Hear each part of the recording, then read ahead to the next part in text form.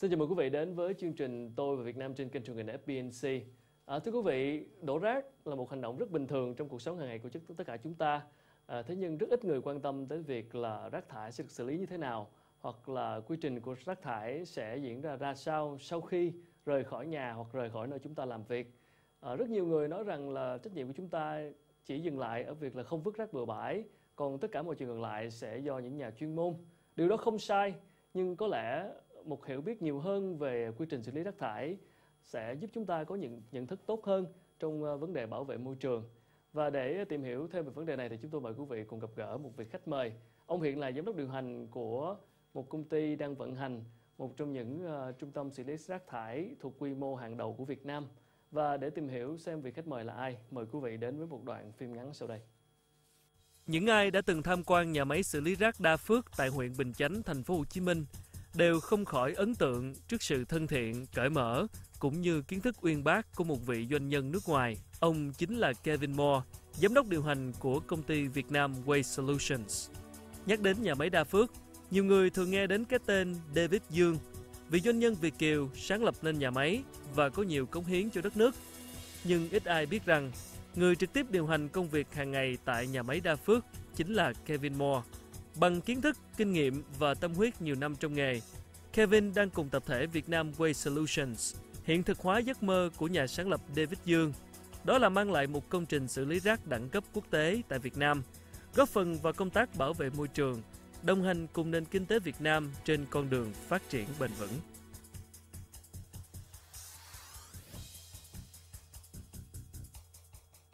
Vâng, xin mời quý vị cùng gặp gỡ vị khách mời của chương trình Tôi và Việt Nam ngày hôm nay là ông Kevin Moore, là giám đốc điều hành của Việt Nam Waste Solutions. Hi, Mr. Moore. Thank you so much for coming. Thank you. Thank you.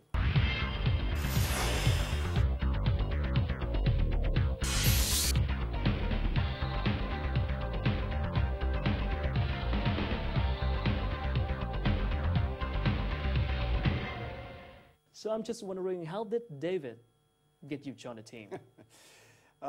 It took some luring. I was working in Hong Kong at the time, and it wasn't really a hard sell for him. His character, upon meeting him at the first time, his character, his personality shone right through. The idea that this was a one-of-a-kind project, the scope and magnitude, the idea that it was in Vietnam. I'd already visited Vietnam and liked it. I was doing a lot of work in China at the time. And I pretty much made the decision quite quickly. The difficult thing was luring me out of Hong Kong. But So at that time you were in Hong Kong doing the same things? Similar things, yes. Okay. In fact, basically my work in Hong Kong and China actually really prepared me for the work that we were going to do here, and we have accomplished here. But it was David's personality. That's what won me over. Okay, so you got the job and you came back in Vietnam. So how about anything surprising you at that time? The waste. The waste was the number one surprise. I'd been lucky enough to work in this field all over in many different countries.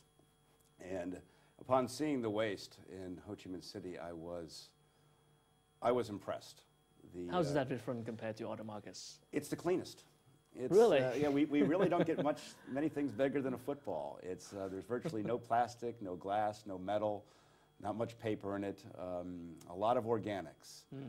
You mean the food? Food, Okay. food organics. And even compared to China, when China landfills and waste facilities have hundreds and hundreds of scavengers, and we don't do scavenging here, and there would be no reason to. It all gets picked out and taken out really at the street level. If it's not taken out at the street level, it's taken out at the transfer level. And so by the time the waste gets to us, most of the valuables have been recovered. And why is that? Why is the waste different and unique? It's economically driven. In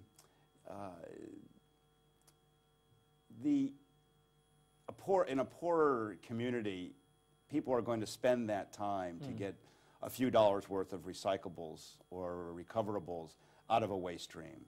Whereas in a more affluent economy, such as the U.S., someone's not going to spend 8 or 10 hours a day working for $5 or $10 worth of recyclables in the waste stream. Okay. But again, in recyclable valuables the value of those items are the same throughout.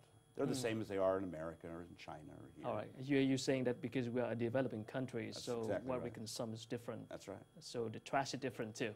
It is. But so if we move and we get more developed, does that mean that we have the same problem with other countries in terms of the waste? When we get more developed? Well, to be more, I think the development is, you know, from a waste management standpoint, is fine. I think things need to be cleaned up. It's by the time the waste gets to us, it's traveled a wild route, and it's you know it's gone from households down city streets and carts and transfer stations. I think keeping that waste and managing that waste in such a way that it doesn't harm the environment all along that way, I think that's one of the key developments and improvements that are needed. I know that your facility apply kind of the same modern technology in the U.S. with the U.S. standards, but any adaptation that you have to perform in order to go according to the local conditions? Well, many. The number one is the engineering feature that allows us to manage waste out there. And southern parts of Ho Chi Minh City are very soft, sitting on 7 to 9 meters of very soft mud. So if I was to put a bunch of weight or waste on one part of that mud, it's going to come up in another part.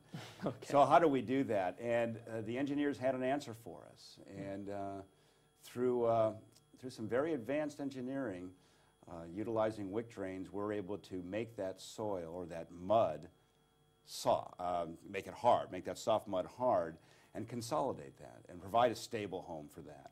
And do that without excavation, which is much more time consuming and much more energy inefficient.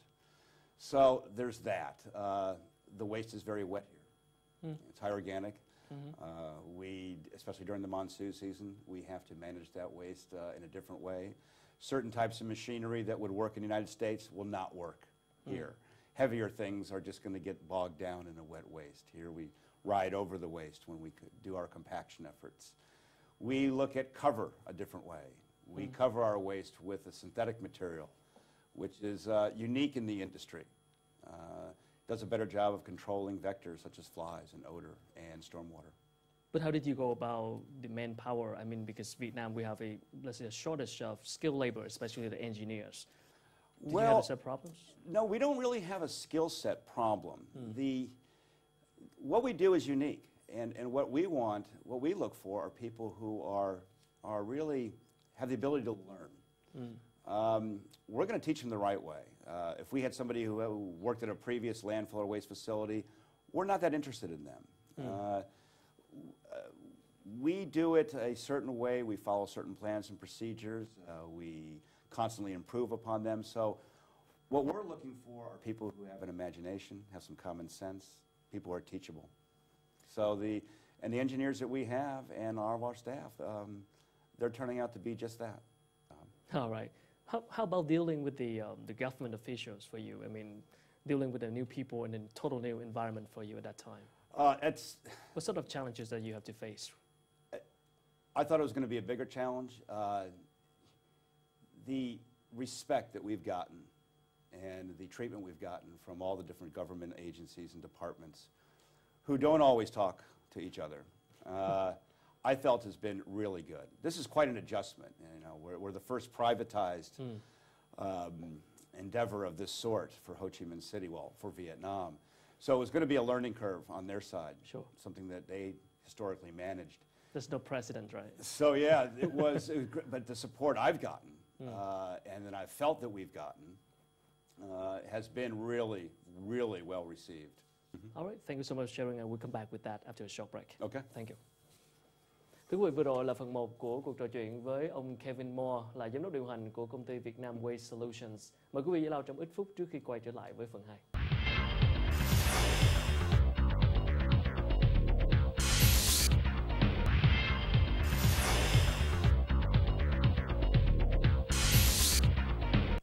Xin chào mừng quý vị quay trở lại với phần 2 của chương trình Tôi và Việt Nam trên kênh truyền hình FBNC, cùng với cuộc trò chuyện với ông Kevin Moore, là giám đốc điều hành của công ty Vietnam Waste Solutions.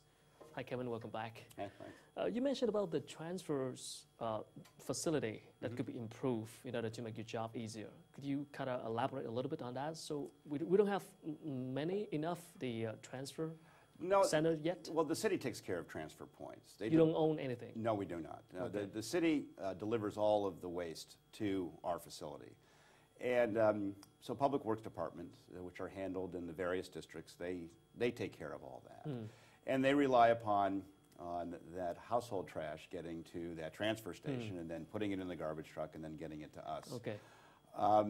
I feel, Ho Chi Minh City is so urbanized that there could be a lot of improvements in those transfer stations. Again, the ideal transfer station is one that's invisible, one you don't see and you don't smell. Right, I would see that a lot, right? Yeah, and that's what's needed at most of the new communities, the Fumi Hungs, the industrial park types. I think that's where the room for improvement is. But would that be better for you if you guys own your transfers and your trucks network? Not necessarily. The city, I'm not here to critique them. They certainly seem to do a competent job. They get the trash to us, and for the most part, in a pretty safe manner. Some of their trucks are a little older, so they don't contain the odor as well, or the liquids as well. It's coming down the road. Problems. But and that's a problem not for us. It's a problem for the local communities that they drive through. And of course, we always want that to get better. But no, they are very dependable in terms of delivering that waste to us. So right now you are disposing about 3,000 tons a day, right? Right. So that would be 50% of the total waste of the city? That's what they tell us, yeah. But I mean, what is your maximum capacity then? Oh, I don't really feel we have a maximum capacity. So you could take more? Yes, if the city wanted to deliver us 5,000, 8,000 tons tomorrow, I could do it. If they want to deliver us 10,000 tons, maybe give me a week or two, and I'll do it. Okay. Yeah, absolutely. We could take all the city's waste without a lot of fuss and muss. Yeah. Speaking about household waste that you just mentioned, is there anything that consumer can do in terms of the waste separations, the recycle, the food, and anything that we can do to make your job better, less difficult? Actually, to make our job less difficult, the answer really is no. Really? The lust is there to recycle, and that is done very energetically, as I mentioned earlier, by the local community. It's just not done at the household. Whether you put out, one bag of trash that has everything in it, or you put out a bag of organic waste or food waste, and then a bag of recyclables, either way, those recyclables are usually going to be taken, and taken at the street level, long before it gets to us. Okay. Now, how that's managed and how that flows through the city, there can be improvements for that. If you look at the way they do it in America, a waste truck will come and pick up your trash once or twice a week, and then a different truck, totally different truck, will pick up recyclables, commingled recyclables, and then take them back to a sorting facility where they are sorted in a permitted facility, a clean facility, one that's environmentally safe. So if the city was to adopt a single stream recyclable program, that would be good. Okay. We're ready for that. We have a sorting system that's capable of handling that. The big question is, though, is when that person puts the recyclables out outside. Somebody take it before you. Well, not before us. Before the city truck would come and take it, it's probably going to be gone. So that is a challenge. And how do you get past that? Since it's economically driven, usually education is the answer for that. Educating the community, and it took a generation to do that in America. But here it is more economically driven. So would economic incentives do the trick? It's a difficult challenge. So if the trucks, the city trucks are able to collect the trash that already separated, would that mean that you still have to separate it again? Well, yes. If you have commingled recyclables, in other words, if I put in one container glass and plastic and paper, yes, I would still need to sort that. When you leave it up to the homeowner to separate those recyclables and have a glass bin and then a metal bin and then a paper bin, they're going to get contaminated anyway, and they're still going to have to go through some level of sorting and separation before they go to their end user. That container of plastic may have a piece of glass in it that if I bail that up and I put that off to the plastic pelletizer, you know, he's not going to be very happy.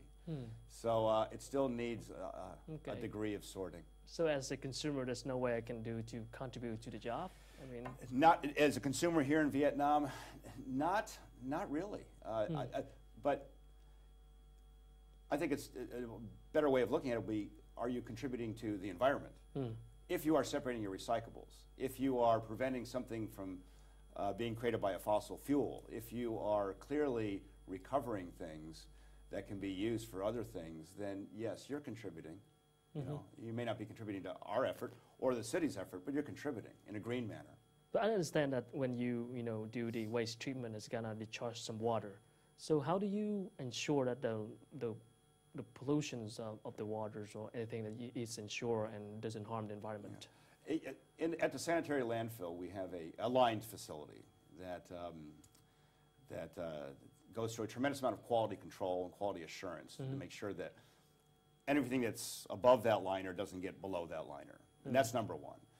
Number two is we collect water. Water percolates from the waste down to the bottom. We pump that out. And then we treat that. We have 3 water treatment facilities at the Da Phuc facility. And they treat various different amounts and different volumes of water. The beautiful thing about where we are is when we treat water, we reuse it on site. We use it for washing equipment, construction purposes, mixing with pesticides, our fire control systems. But when we finally do discharge water, if we're done using our water, the canal is happier. We make the canal cleaner. Really? The waste, the waters in our area are not as clean as they could be or should be. So yes, our treated wastewater is cleaner than the waters we discharge to. Okay. So we make the fish happy. All right. All right. We did a video at your facility to kind of show around and introduce the audience about the water treatment facility at your site. So I'm going to show that video to the audience right now. Okay. It's going to be surprising. Quý vị, chúng tôi đã đến nhà máy và đã có một cái cuộc ghi hình về cái quy trình xử lý nước thải tại nhà máy Đa Phước, được dẫn dắt bởi chính vị khách mời của chúng ta ngày hôm nay, đó là ông Kevin Moore, giám đốc điều hành của nhà máy. Mời quý vị cùng đến với đoạn phim ngắn sau đây. Để giúp khán giả truyền hình có thêm cái nhìn trực quan, chúng tôi đã có buổi làm việc trực tiếp để tìm hiểu quy trình xử lý rác thải tại khu xử lý rác Đa Phước. All right, this is the start of the MBR process, and these tanks on my left is where the biological portion of the MBR process begins. Inside these multiple tanks, aeration, nitrification, and denitrification happens, along with introducing oxygen and managing sludge. After the biological process, then we put the wastewater through 2 filtration processes, starting with ultrafiltration and ending up with nanofiltration. And it's all during this process where we have various meters and analyzers that detect the strength of the wastewater and define how much chemicals to put in and how long our filtration process is going to last. After it's all done, we have treated water that is able to be reused on site.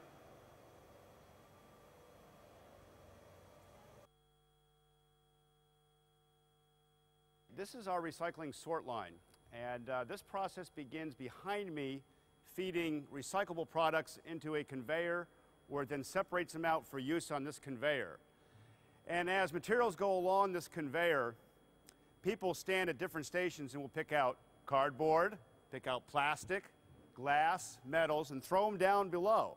Underneath us are a series of bins where the floor manager will decide, oh, it's time to gather up the plastic and then bundle it up. Manual sorting happens at this stage. Down then in front of me is what we call a star screen.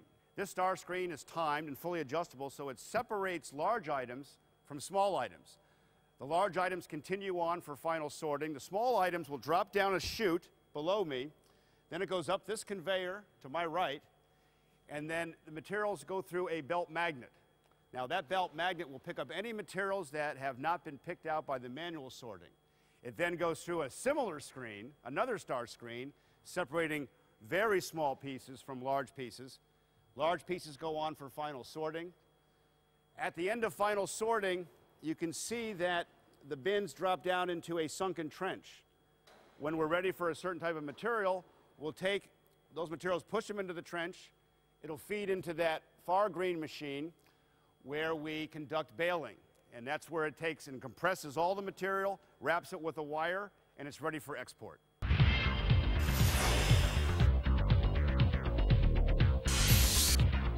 Vâng, xin chào mừng quý vị quay trở lại với cuộc trò chuyện với ông Kevin Moore, là giám đốc điều hành của Vietnam Waste Solutions. Well, that was a pretty good tour that you did for the audience. That's pretty neat. So I know you had experience in other markets, a lot of markets before you came to Vietnam. So what do you say at the, in Vietnam, we have a similar path of developments in this area? Yes, I believe so. I think we're a flagship. The Da Phuc facility is a flagship. The next flagship is most likely to be a project we're working on in Long An.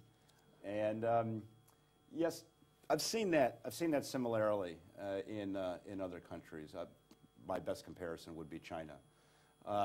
Flagship facilities taking care of a portion of the waste at a facility, at a city or a regional population.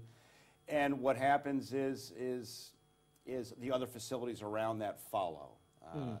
It's a matter of finding that new facilities can meet tough regulations, like we have in the States, environmental regulations, pollution control regulations. And then, yes, if this facility can do it, well, then why don't the other three facilities for this region do it also? And yeah, I see that happening as well. You know, and that puts everybody on the same playing field and improves the quality of life at these landfills for everyone.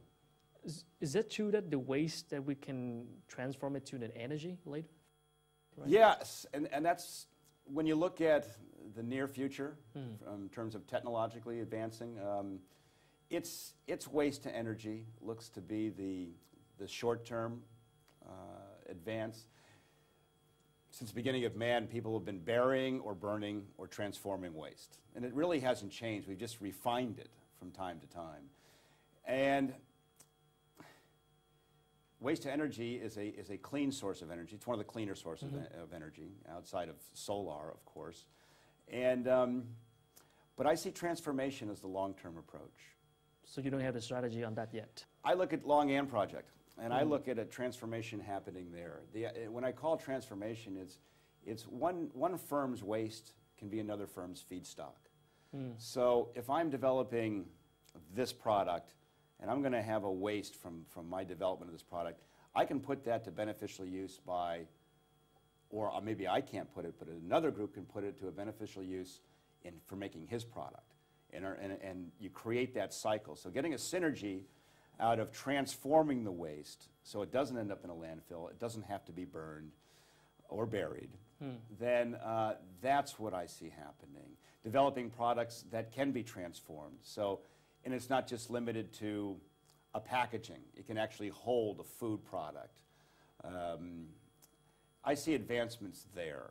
And in a place like Long An, where we're going to have a complex that has so many different types of industries in it, all geared towards waste recovery or reclaiming a product or reclaiming something, and that their neighbor right next door in the same facility can possibly use that.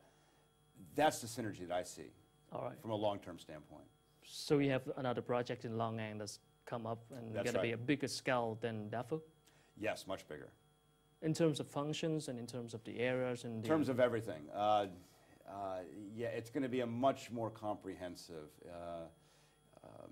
It's not so much getting away from the landfilling, getting more into this transforming, recovery of materials, of resources, creation of energy. That's where we see Long An going, or the project facility at Long An. Sure. Thank you, and we get back to that after a short break. Okay. Thank you. Thưa quý vị, vừa rồi là phần 2 của cuộc trò chuyện với ông Kevin Moore, là giám đốc điều hành của Vietnam Waste Solutions. Mời quý vị giải lao trong ít phút trước khi quay trở lại với phần cuối của chương trình.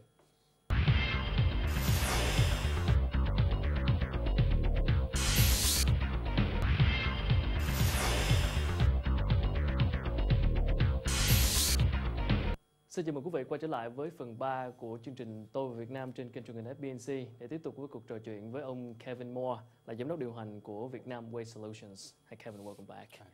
So talking about the Long An project that's coming up, which is a bigger scale and more functions, what is that going to be? Do you have a project plan to open the facility?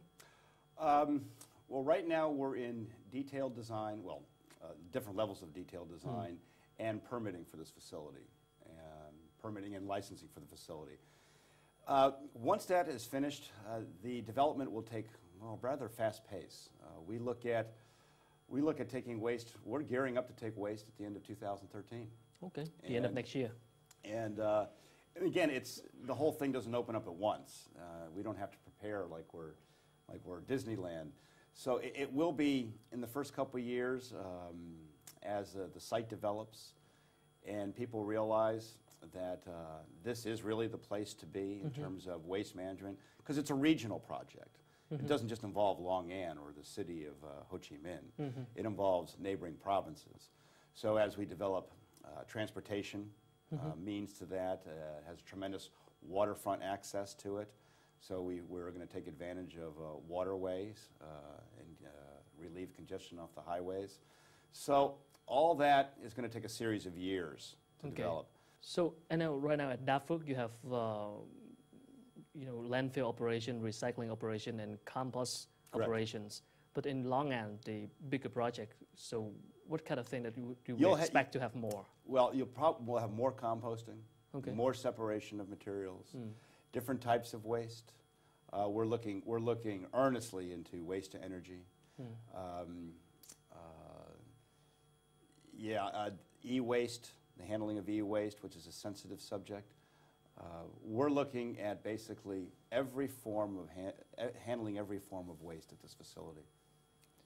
I know that encouraging people to recycle the products that are the trash is difficult in Vietnam because we just haven't had that habit yet.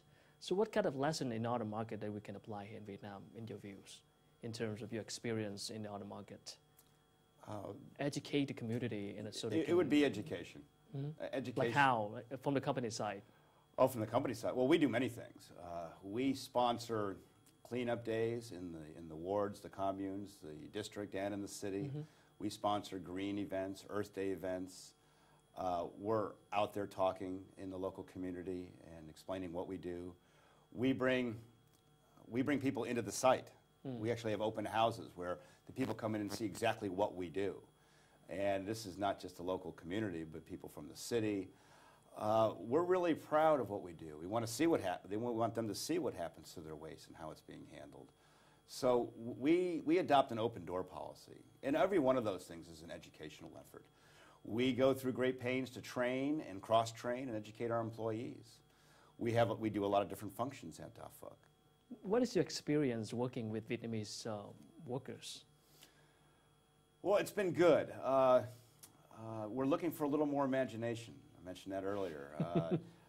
It seems a lot of the people work through repetition or memorization, and we're unique.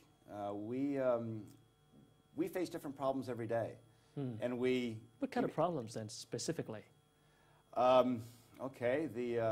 We have high winds, which are coming out of an abnormal direction, and we have our operation not set up in the right place. So how do we adjust that? And we have to mobilize and make those adjustments. And how do we do that? It's not something that we really write down in one of our policies and procedures.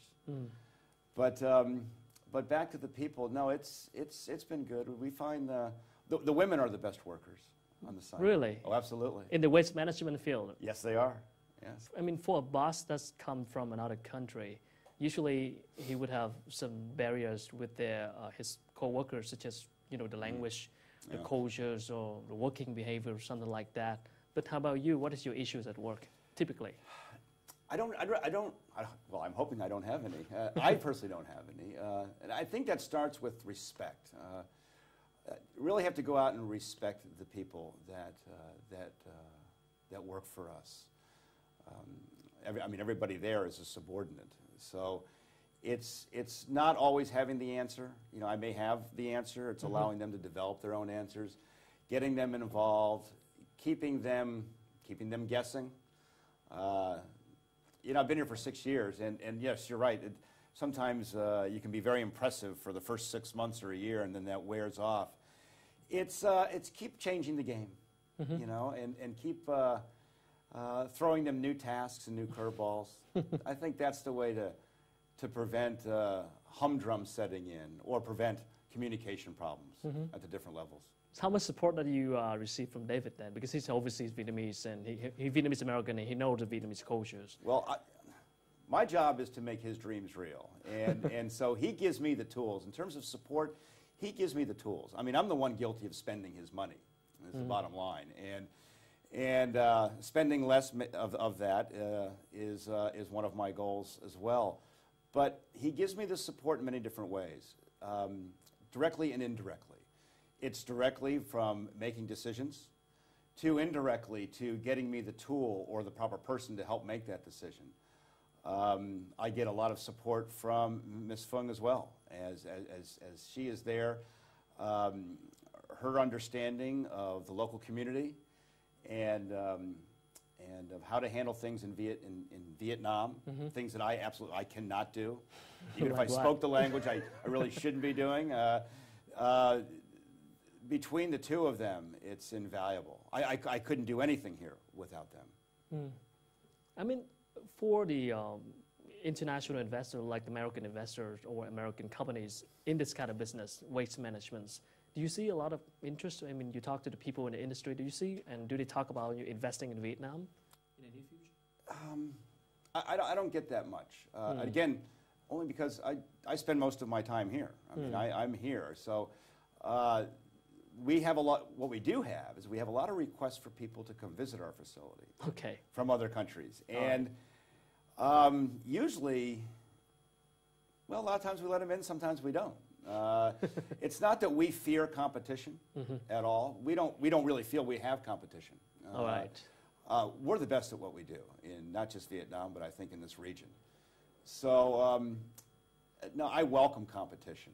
Sure. But as far as other people, I know other people. Well, it doesn't have to be from America. It can be from Korea. It can be from Japan, the European community. But no, they're going to have to carve their own way in terms of opportunity for waste management. So what are some of the trends that you think the industry is heading to? Well, waste management as a whole, I think it goes back to what I said earlier, transformation of waste. Getting something that, you know, taking a waste product. In our case, we're converting the high organic content to compost. All right, and that's a perfect transformation. And we're doing that successfully. That's new to us, and we're at the grassroots stage of that, but we're having great success at that. I see, and that's one form of transformation. Waste energy comes at a higher price, but I see that happening as well. But I do see transformation of which Vietnam is already good at. I wanted coconut shells to provide what we call a protective operations layer for one of my landfill operations. And in America, people would pay me to take that. Here, I would have to pay them. And what that tells you is it's being put to good use somewhere else. It's carrying a value. So Vietnam is, you know, you can call it developing, but in some ways they're actually very advanced in reusing what would in somebody else's backyard be a waste product. So will Long An projects will help you to prepare for that trend that's coming up, the transformation of energy? I think that's the cornerstone of it, yes. Sure. Thank you so much for sharing. Appreciate that. Thưa quý vị, vừa rồi là những chia sẻ của ông Kevin Moore, là giám đốc điều hành của Vietnam Waste Solutions. Hy vọng sẽ mang đến cho quý vị một số thông tin hữu ích về ngành xử lý rác thải. Và đến đây thì chương trình Tôi Việt Nam cũng xin được khép lại. Một lần nữa cảm ơn quý vị đã quan tâm theo dõi. Hẹn gặp lại quý vị và các bạn trong chương trình kỳ sau. Thanks so much for coming. Great. Thank you so much.